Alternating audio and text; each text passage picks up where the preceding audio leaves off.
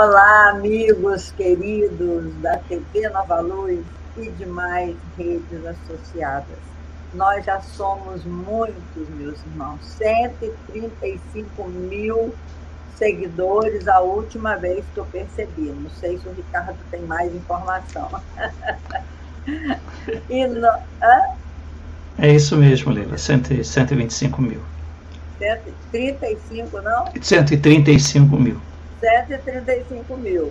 E com a colaboração de todos vocês, com os nossos seguidores, essa TV Nova Luz, que foi criada para iluminar os nossos dias, tem iluminado demais os nossos corações, porque esses estudos desses amigos espirituais que passaram pela Terra, esses grandes missionários, tais como Leon Denis, Gabriel Delane e outros, têm trazido muito conteúdo para a nossa significação como ser humano, como filhos de Deus. E nós finalizamos com 48 programas o estudo do átomo ao arcanjo, que está lá na nossa playlist. Se vocês quiserem recordar, pode ir lá rever todos aqueles ensinamentos que faz muito bem a nossa vida. E nós iniciamos neste ano, no dia 5 de abril, hashtag 1 do cristianismo e espiritismo, e Ricardo criou uma nova vinheta, que é linda essa vinheta que vocês vão olhando, muitas pessoas, e finaliza com Jesus nos dando a mão dentro de um formato de um peixe. Vocês repararam isso? É linda essa mensagem, porque os cristãos antigos, os cristãos primitivos, o símbolo não era a cruz, era um peixe. E isso é muito significativo para a gente estudar o cristianismo e o espiritismo na visão de Leon Denis, nesse livro maravilhoso dele, que tem esse mesmo nome, Cristianismo e Espiritismo. Então, o hashtag 1 foi dia 5 de abril, depois o nosso hashtag 2 foi dia 12 de abril, e foi repetido no dia 19, porque o conteúdo dele é tão fantástico que nós mesmos fizemos a questão de repeti-los. Então, nós vimos nas 2 semanas anteriores os evangelhos canônicos e os não canônicos. Se você ainda não viu e não sabe nem o que é isso, vai lá, meus irmãos, pesquise, está lá na nossa playlist. Vimos os evangelhos apócrifos, que foram escritos e considerados sem inspiração divina. Estudamos sobre os sínodos e concluímos com Denis que os evangelhos sinóticos estão impregnados do pensamento judeu-cristão e o evangelho de João se inspira em influências diferentes. O que nós podemos falar aí, Ricardo, dessas influências diferentes? Teve outro tipo de influência e assim mesmo foi considerado canônico? Os canônicos, principalmente os sinóticos, eles são praticamente que descrevem uma história muito similar ao modelo do Antigo Testamento, em que há uma sequência de eventos, há uma importância de colocar a árvore histórica de Jesus para dizer que ele é da tribo de Davi. Havia uma importância muito grande nisso, e no Evangelho de João não. O grupo do Evangelho de João, que era principalmente ligado a um pensador não sinótico chamado Matitias, eu acho que é Matitias, foi levado a ser incluído nos evangelhos canônicos em função da força do grupo. Então você imagina que na época em que foi descrito qual seria o evangelho que faria parte do grupo, a princípio seriam só 3. Mas aí esse grupo do Evangelho de João mostrou uma força muito grande e foi incluído. Porém, né, existem alguns equívocos históricos e teológicos que fazem com que esses evangelhos muitas vezes não sejam convergentes em seus pensamentos. Então é muito complicado, por exemplo, tentar ler João ao mesmo tempo dos outros evangelhos, porque nos outros evangelhos aparece que há uma preocupação histórica, e João não. João, os eventos são colocados. E há também o princípio da tradução. Nos antigos evangelhos, antes de serem escolhidos entre canônicos e não canônicos, entre canônicos e apócrifos, podemos dizer assim, nós tínhamos um problema em que os escribas que escreviam os evangelhos não eram pessoas pagas para isso, eram voluntários. Então, um dos escribas, que tem até um livro chamado Esdras, descreve que ele, no princípio, ele não sabia o que ele escrevia. Ele simplesmente desenhava do mesmo jeito que estava desenhado anteriormente. Então, imaginem que é uma pessoa que não sabe ler, copiar um documento, simplesmente desenhando esse documento. Mais tarde, Esdras aprende a ler e pode colaborar melhor no trabalho. Mas quantos como ele não passaram por esse problema? Impressionante, né, Ricardo? E hoje nós estudaremos o capítulo 2, meus irmãos, que aí vocês vão entendendo a luta que foi na antiguidade, depois da morte de Jesus, esses seus discípulos fazerem com que a ideia, né, a boa nova, não se perdesse. E aí Denis intitula esse capítulo 2 dizendo a autenticidade dos evangelhos. Diz Denis, as grandes verdades que são os pensamentos de Deus foram comunicadas ao mundo em todas as épocas da humanidade, levados a todos os meios, postos ao alcance da inteligência com paternal bondade. Então, assim, o que Denis fala é que essa ideia, a boa nova que Jesus trouxe, que ele não deixou nada escrito, que dependeu de que essa ideia fosse passada oralmente. Caiu, Ricardo, a gravação? Não, eu só voltei. Não, porque apagou tudo. Apagou tudo, mas isso é coisa da internet. Às vezes eu fico vendo a CNN, também acontece essas falhas, toda a internet acontece de vez em quando uma falha, né?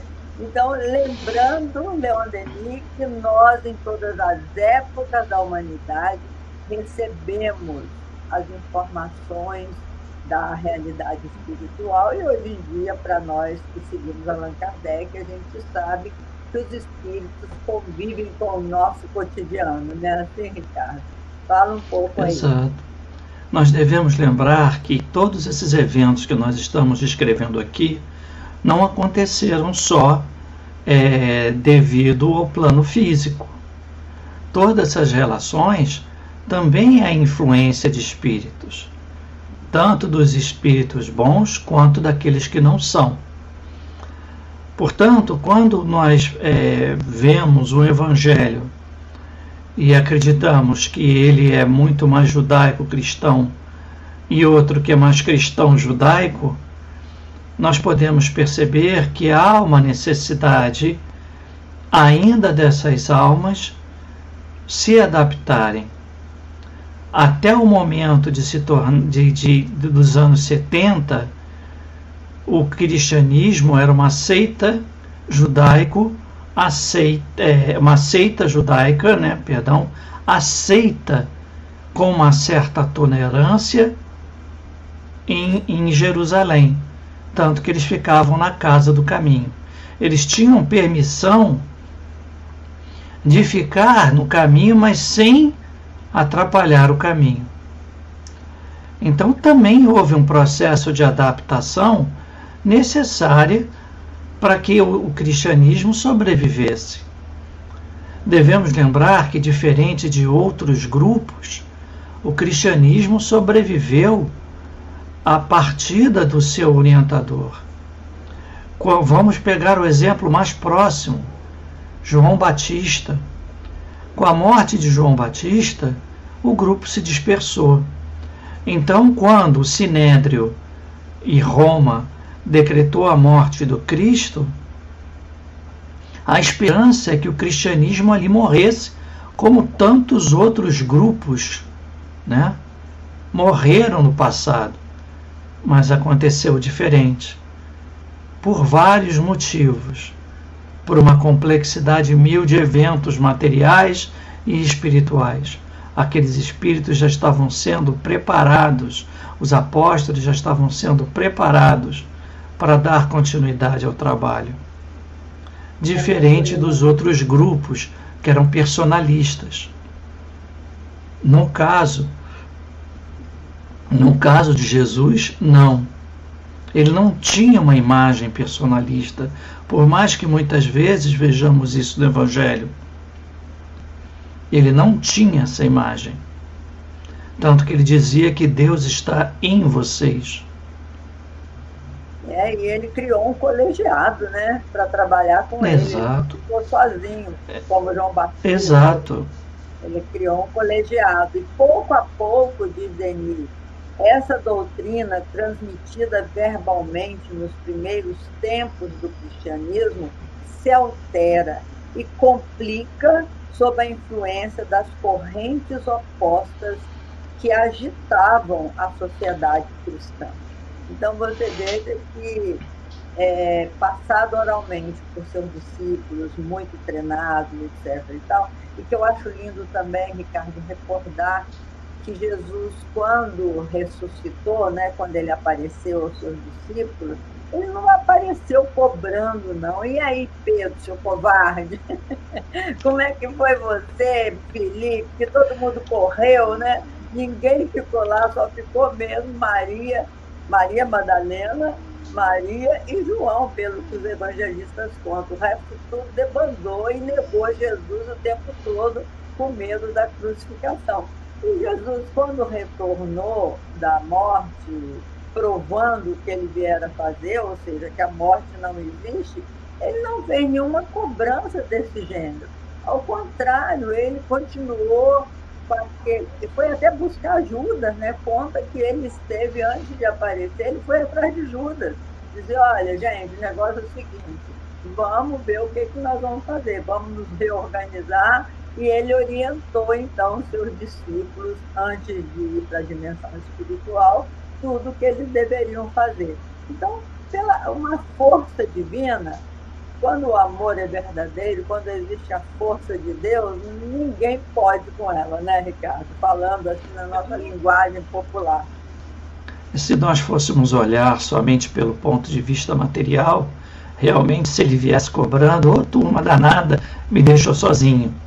Mas olhando sob um ponto de vista espiritual muito além da tacanha visão material, nós podemos ver que Jesus enxergava muito longe. Muito, muito longe. Ao ponto de que ele entendia como cada um se comportaria numa situação de crise. É importante para um líder reconhecer como sua equipe trabalha em uma crise. Trabalhar em épocas de bons ventos, de paz e tranquilidade, é uma coisa. Em uma crise é que nós reconhecemos o líder.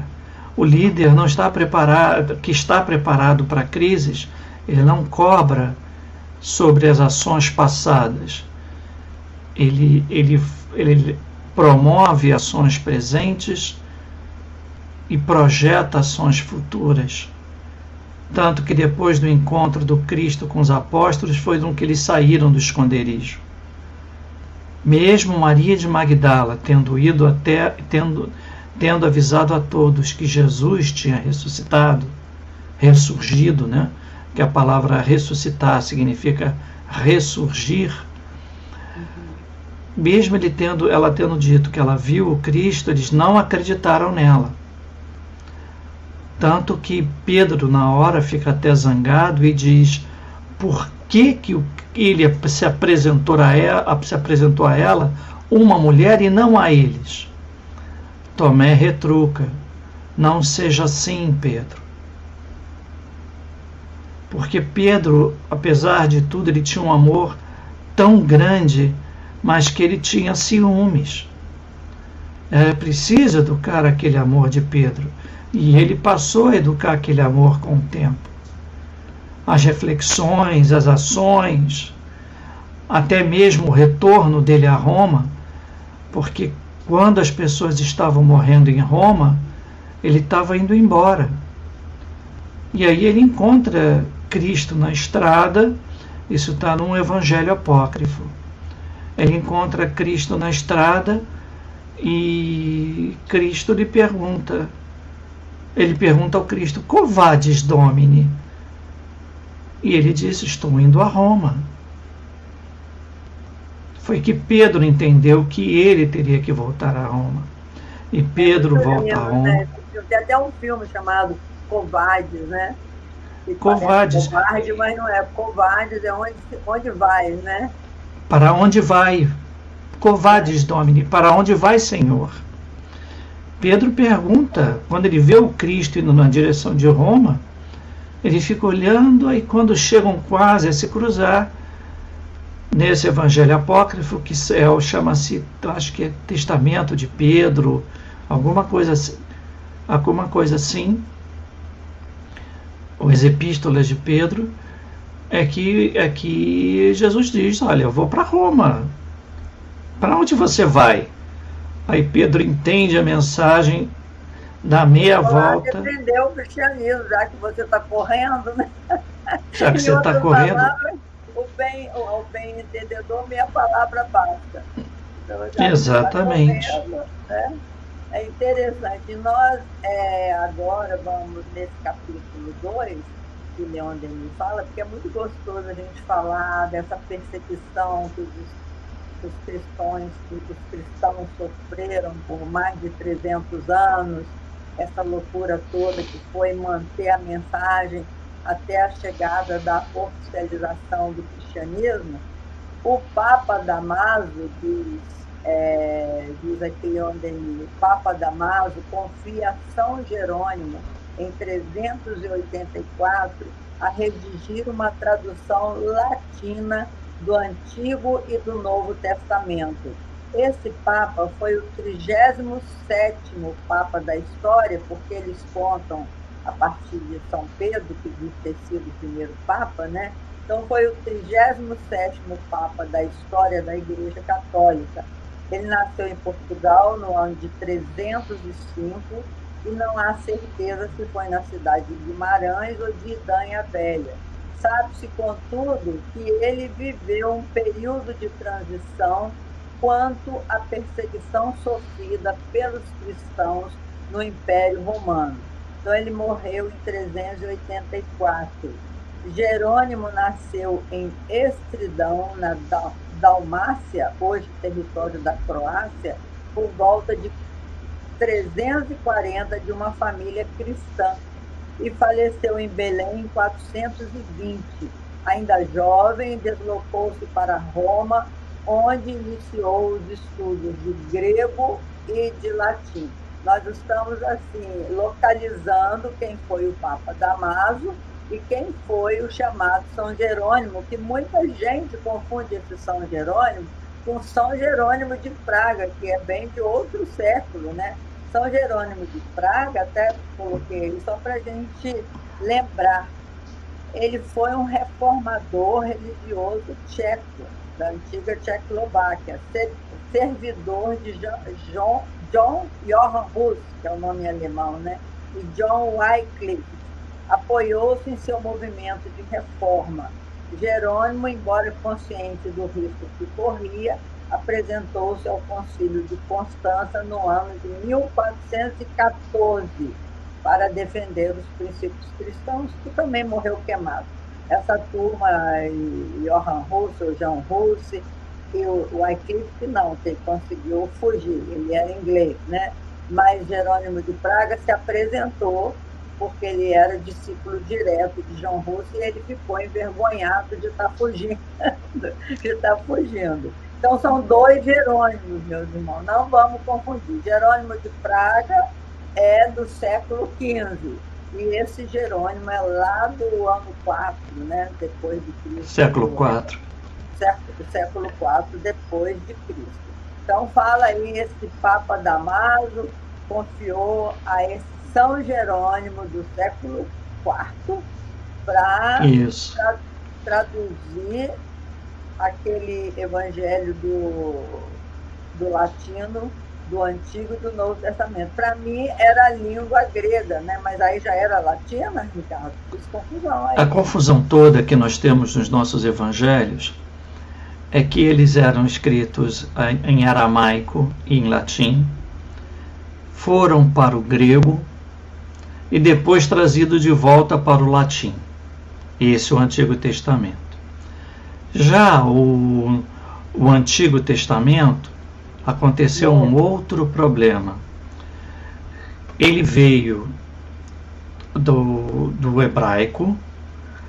Em Alexandria, Ptolomeu I juntou 70 sacerdotes hebraicos e pediu para fazer uma transcrição para o grego, tanto que a gente chama de Septuaginta. Na verdade eram 72, mas virou 70. A Septuaginta. E o Antigo Testamento que hoje nós trazemos conosco é a Septuaginta, que são não só o Antigo Testamento, mas diversos livros que não compõem o Torá. O Torá termina do Deuteronômio. São só 5 livros. É o Pentateuco hebraico. O problema está em que, para atender às necessidades de Roma, eles foram atrás de algo no Antigo Testamento, no Torá, que já facilitasse a vida deles. E aí eles encontraram em Alexandria o material do Ptolomeu I e passaram a escrever o Antigo Testamento baseado nesses livros. Livros esses que não fazem parte do Torá. Eles são o conhecimento adquirido que alimenta a Torá. A Torá, na verdade, são vários materiais. São livros principais e materiais complementares. Então pegaram até o período de Ptolomeu I e inseriram dentro do Antigo Testamento.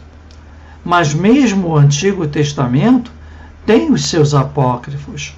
Por exemplo, o livro Testamento de Salomão consta como um apócrifo dos antigos escritos hebraicos, mas está disponível para quem quiser conhecê-lo. Diferente do que aconteceu no cristianismo. Tudo que era apócrifo teria que ser destruído. Só que esqueceram de dizer que eram só os livros, eu acho. Porque não só destruíram livros, como pessoas. Que coisa mais triste, né? Mas aí, esse São Jerônimo, né, que nasceu lá em Estridão, na Dalmácia, hoje território da Croácia, de uma família cristã, faleceu em Belém em 420, já falamos. São Jerônimo aceitou o trabalho da tradução, mesmo sabendo das perseguições e injúrias que iria receber. A primeira tradução do hebraico para o grego, por cópias com o nome de Marcos e Mateus, que se constituiu a Vulgata. Agora explique isso aí de Vulgata. A Vulgata é o... Septuaginta. Septuaginta, esse nome eu nem nunca tinha ouvido falar. Septuaginta... É, a Septuaginta... 70 estudiosos foram convocados pelo Papa para poder fazer uma tradução. Não, a Septuaginta é do Antigo Testamento. Foram 70 sacerdotes hebreus que foram convidados pelo rei Ptolomeu I de Alexandria, do Egito, para poder pegar o Antigo Testamento e escrever em grego, porque não havia o Antigo Testamento em grego, só em hebraico. Só que esses pensadores gregos, né, esses sacerdotes, não pegaram só o Pentateuco do Torá, pegaram diversos livros que formam o grupo de livros acessórios do Torá. Então tem o livro de Reis, o livro de Elias, o livro Deuteronômio, como é que é? Deuteronômio faz parte da Torá, é o último livro da Torá. Vem o Levítico e o Deuteronômio. São os dois livros que completam a história de Moisés. Praticamente o Torá vai até o fim da vida de Moisés. E quanto Jerônimo, coitado, ele já pegou essa festa no final, porque desde os anos 300 eles estavam tentando encontrar um denominador comum.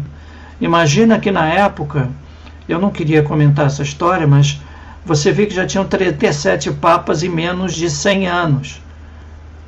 Em menos de 100 anos, 37 papas. Era o seguinte: Constantino chegava para o Papa: eu quero isso, Papa, eu não posso fazer isso.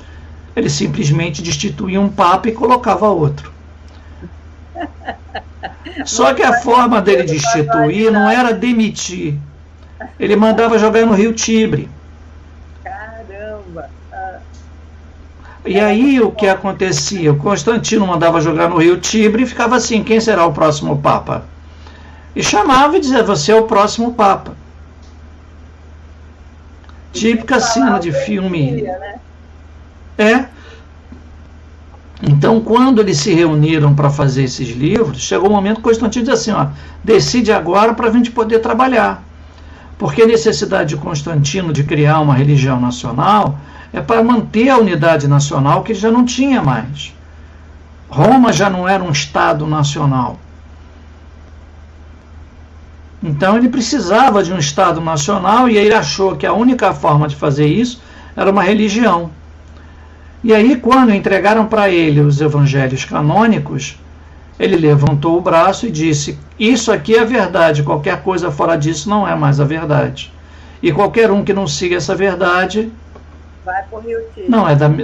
Não é dos nossos. Vai ser afogado no Tigre, né?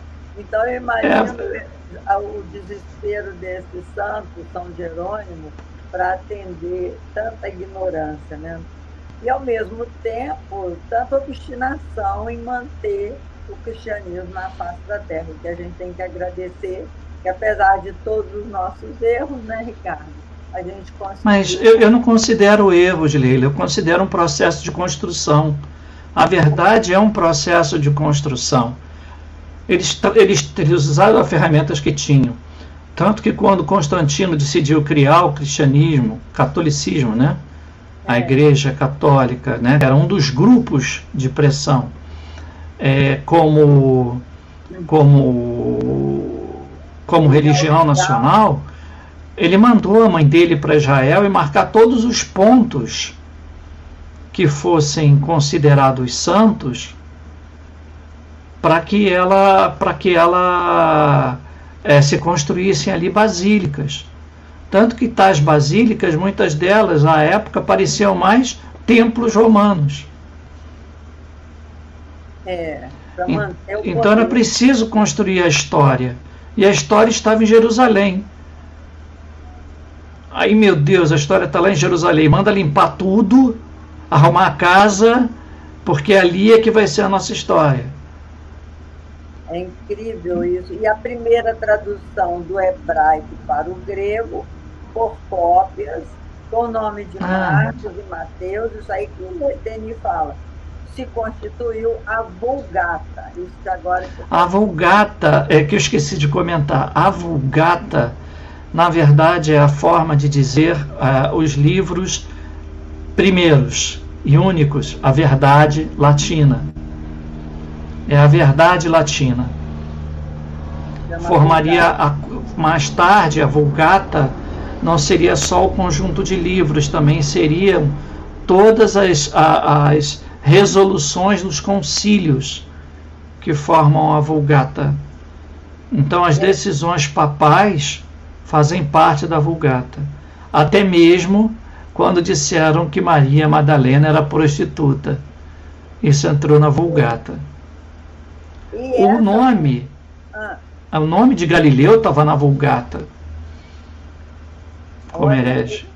E aí é o que Denis vai falando, que ela foi retocada, depois aprovada, em 1546. Então, por um longo período, essa Vulgata foi a lei, né, da Igreja. Foi. E só foi retocada em 1546 pelo Concílio Ecumênico de Trento e foi declarada insuficiente e errônea pelo Papa Sisto V em 1590. Olha como que foi sofrendo modificações. Não, e ela era a voz de Deus, ela era imutável. Mas eles Você imagina? Mudá-la, né? É claro. Afinal, eles eram os... o que mais acontecia à época é que era uma minoria alfabetizada que se fazia valer por uma maioria analfabeta. Então você imagina alguém dizer que é da vontade de Deus que eu tenha servos que me deem água toda vez que eu sentir sede. E aí ele diz ainda, foi modificada também por Clemente VIII em 1592, com muitas retificações. Segundo Denis, esse aí mexeu a beça na Vulgata, que era a verdade divina, né? E diz Denis, nessa trajetória, muitos pensamentos sublimes foram esquecidos, muitos fatos contestáveis aceitos como reais, muitos preceitos mal interpretados desnaturaram o ensino primitivo. Então, a partir daí, foram tantas modificações e a gente vê até hoje, meus irmãos, tem Bíblia dos evangélicos, Bíblia do católico, o Evangelho segundo o Espiritismo. Até hoje, a gente vem sofrendo interpretações dos ensinamentos do Cristo, mas a gente não perde a essência, né, Ricardo? Exatamente. A gente deve sempre lembrar que a essência do que Cristo ensinou não está só nos livros, está no ar, está nos fluidos que percorrem todo o planeta. E é só se associar a eles que nós vamos nos entender. Nós vamos entender.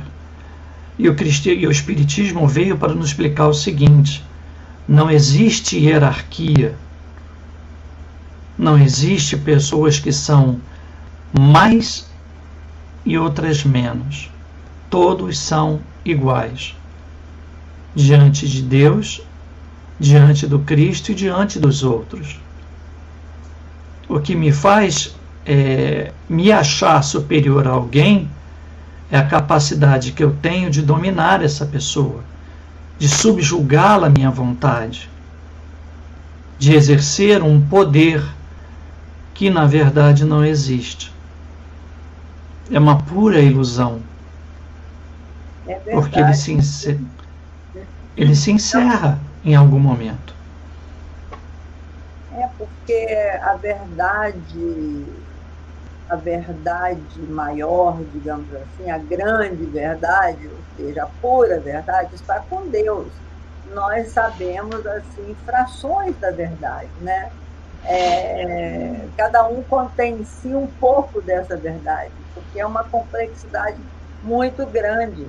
Então, diz Denis, em todos os séculos, impelidos por uma força superior, certos homens se aplicaram a essa tarefa, procurando desembaraçar o supremo pensamento das sombras em torno deles acumuladas. Aí ele entra nos apóstolos da Reforma, que a Reforma foi muito sofrida também, a Reforma representada pelo movimento de Lutero, né, que nós vamos ver mais para frente, trouxe muita dor para a humanidade também, muitas guerras. E até hoje o mundo faz guerra por conta das verdades que eles escolhem como verdade e que não tem nada a ver com o cristianismo. Não é isso, Ricardo? A gente se sente dono da verdade, enquanto que o Cristo falou que cada um de nós temos Deus em nós mesmos, nós somos deuses, como ele disse. Então, desculpe, é por isso que o gnosticismo não foi, os gnósticos, né, foram excluídos, porque o gnóstico ele era horizontal no seu conceito de Deus. Eles acreditavam que cada um poderia encontrar Deus a seu modo. E os outros grupos criaram hierarquias, patronos, papas, todos eles com o título de pai. E Cristo nunca aceitou ser chamado de pai. Cristo mesmo dizia, não sou pai de ninguém, posso ser um professor, mas pai não. Então por que eles querem título de pai? Exatamente, o pai está nos céus. Ele se referia ao seu pai maior, né? É interessante a gente pensar sobre isso. Fica todo mundo brigando pela própria verdade, como se fosse o dono da verdade. Nós somos frações de uma verdade. Só o fato da gente existir, a gente pode dizer como penso, logo existo, como falou Descartes. Né? Essa é a nossa verdade, a gente existe. Essa primeira grande verdade. A segunda grande verdade é que alguém nos criou, porque nós não somos autocriação. Nós não temos a capacidade intelectual nem moral para fazer um organismo tão complexo quanto somos nós mesmos. Então, assim, a partir do momento que a gente começa a questionar quem sou eu, o que eu estou fazendo aqui, a gente consegue perceber que a gente não sabe nada de nada, como diz Sócrates. Eu só sei que nada sei, porque você vai aprofundando nessas questões e você chega nessa energia criadora, esse nosso Pai, como disse Allan Kardec, o que é Deus, né? Ele fala inteligência suprema do universo, criador de todas as coisas. Isso é onde a nossa mente pode alcançar. Tudo mais são interpretações que viram leis para alguns, como aconteceu ao longo dessa trajetória do cristianismo que nós estamos estudando com Leon Denis. Então, Leon Denis, ele vai trazendo essas reflexões para nós. Em todos os séculos, impelidos por uma força superior, então, em todas as épocas da humanidade, pessoas convidadas, né, da falange do Cristo, são convidadas a trazer mais lucidez ao nosso pensamento. E é por isso que a gente se debruça sobre os livros e começa a questionar, a estudar, a criticar, como disse o Ricardo. Nós temos esse potencial, mas não para oprimir ninguém, para se sentir superior, para achar que nós somos os donos da verdade, né, Ricardo? Não é porque eu conheço parte da verdade que eu possa usar esse conhecimento contra aqueles que ainda não têm. Esse é o maior crime que pode cometer um ser humano com o outro. Na verdade, pode acontecer que a minha verdade não seja a que deveria ser e será um cego guiando outros cegos. Vão todos cair no abismo. E é isso. Esse Roberto Assagioli, esse grande filósofo também, ele conta uma historinha para dizer que a verdade é uma síntese. Para você examinar uma coisa como verdadeira, você tem que examinar toda a história dessa coisa, como ele coloca um exemplo, um violino. Como é que um violino, um virtuoso, consegue pegar um instrumento e tirar aqueles sons que nos diviniza, que nos transporta para longe? Como é que ele consegue isso? Então, ele precisa estudar anos, alguém precisou produzir os objetos materiais que formou aquele violino, precisou alguém aperfeiçoar aquele arame que constitui a corda, precisou alguém desenhar aquele espaço para que tirasse o som A ou B, etc. e tal. Então, é uma síntese. Então, você está ouvindo um homem tocar um instrumento, você diz assim, que maravilha, meu Deus, isso é uma verdade. É uma verdade que a gente pode alcançar sabendo que é uma síntese, é uma complexidade de coisas, né? Assim? Exatamente. É um processo que quando nós esperamos ver a verdade, nós queremos, isso é verdade ou não é verdade? Quando esse é verdade ou não é verdade, é um processo de construção que pode levar vidas inteiras, séculos. Existe um pensador que escreveu um livro, O que é uma coisa. E eu estava lendo esse livro no trabalho, e uma colega de trabalho começou a rir, como que diz assim, por que ele acha importante o que é uma coisa? Aí eu olhei para ela, porque uma taça pode significar, ter muitos significados, seja pela forma que usamos, seja pelas nossas crenças. Para nós espíritas, por exemplo, uma cruz é um símbolo de sofrimento. Para outros é um símbolo de reflexão e fé. Então nós não podemos julgar para que servem determinados objetos ou para que pessoas trabalhem e julgá-las e julgar esses objetos. Nós não temos esse direito. Nós só temos que entender e evoluir com isso. O processo de evolução está no entendimento e não no desentendimento. No desentendimento nós só chegaremos a guerras. Defendendo muitas vezes uma coisa tão superficial, né, tão sem importância. É interessante que Denis também fala isso, como que as pessoas céticas se comportam diante de um céu estrelado, né?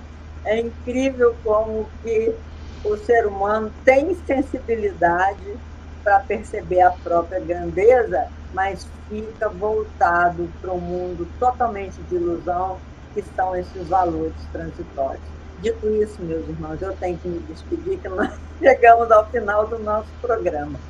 Muito obrigado pela presença de todos, que Jesus nos abençoe e continue conosco, questionando, criticando, que para nós é importante, fazendo o oposto, vamos dizer assim, do seu pensamento, o seu oposto do nosso, traga para a gente discutir a respeito e andarmos sempre